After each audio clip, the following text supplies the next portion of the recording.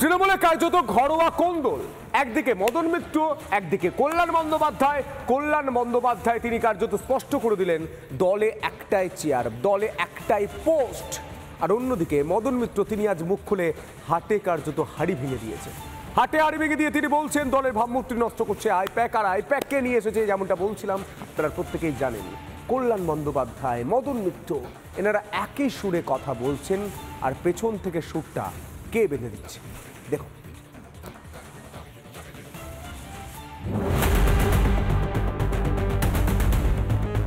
দুর্নীতিগ্রস্ত তৃণমূলকে ভোটের বৈতরণী পার করার দায়িত্ব দেওয়া হয় আইপ্যাককে। 2021 বিধানসভা হোক বা 2024 লোকসভা, তৃণমূলের তরি সফলভাবেই পার করিয়েছে প্রশান্ত কিশোরের সংস্থা। কিন্তু দুর্নীতি ঢাকা দিতে যে আইপ্যাককে আনা, তারাও কি দুর্নীতিগ্রস্ত?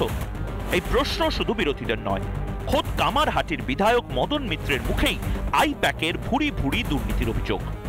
আইপ্যাকের তো নিজস্ব কোনো আদর্শ সমীকরণ কিছুই নেই, তার কারণ ওরা তো একটা কর্পোরেট অফিস। ওদের কাছে হচ্ছে টাকা তৈরি করো, কিভাবে টাকাকে টাকায় বাড়ানো যায়। আইপ্যাক আমাদের অনেক ক্ষতি করে দিয়েছে। আইপ্যাক যদি আরো বেশি দিন থাকে এবং এই টাকা নেওয়া দেওয়া এইসব চলতেই থাকবে। আইপ্যাককে দিয়ে তৃণমূলে টাকার খেলা চালাচ্ছে দলের নবীনরা। দলনেত্রীকে অন্ধকারে রেখেই চলছে টাকার খেলা। মমতা বন্দ্যোপাধ্যায়কে অন্ধকারে রেখে দলের মধ্যে অনেক জায়গায় টাকার লেনদেন বিভিন্ন জায়গায় হয়ে যায়। 10 কোটি টাকা দিলেই তৃণমূলে নাকি মন্ত্রী হওয়া যায়। কি বললেন কামারহাটির তৃণমূল বিধায়ক, শুনুন। আমার কাছে এই মুহূর্তে যদি 10 কোটি টাকা থাকে, আমাকে কোন পোস্ট আপনি দিতে পারবেন? মদন দা, মদন মিত্র। অ্যাকচুয়ালি কথাটা এইভাবে বলা হয়নি। কেউ যদি মনে করে টাকা দিয়ে কিনে ভাই 10 কোটি টাকা দিচ্ছে, একটা পোস্ট দে, দিল না দিল। কিন্তু মমতা বন্দ্যোপাধ্যায়ের দল তারা টাকা নিচ্ছে বা মমতা বন্দ্যোপাধ্যায় অজান্তে এই জিনিস চলছে না, মমতা বন্দ্যোপাধ্যায় জানতে পারছেন, এই ধরনের কোনো কথা আমি বলি না।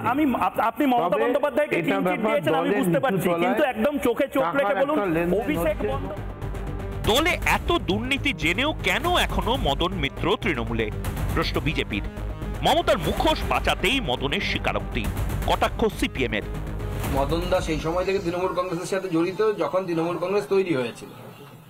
তারপর যদি ওনার এটা আত্ম উপলব্ধি হয়, তাহলে সেই দলে তো ওনার থাকা উচিত না। প্রথম কথা, ওই দলে থেকে উনি ওখানে গিয়ে গলা উঁচু করে কি লাভ?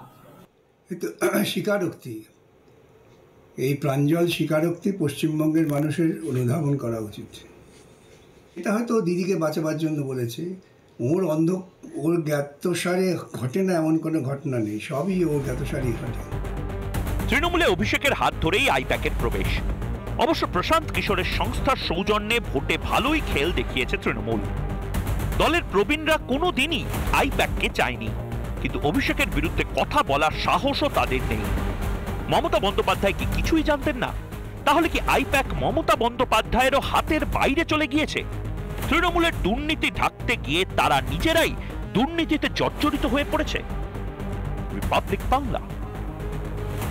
নানা ধরনের কন্টেন্ট দেখার জন্য লাইক করুন, শেয়ার করুন আমাদের ফেসবুক পেজ, সাবস্ক্রাইব করুন আমাদের ইউটিউব চ্যানেল।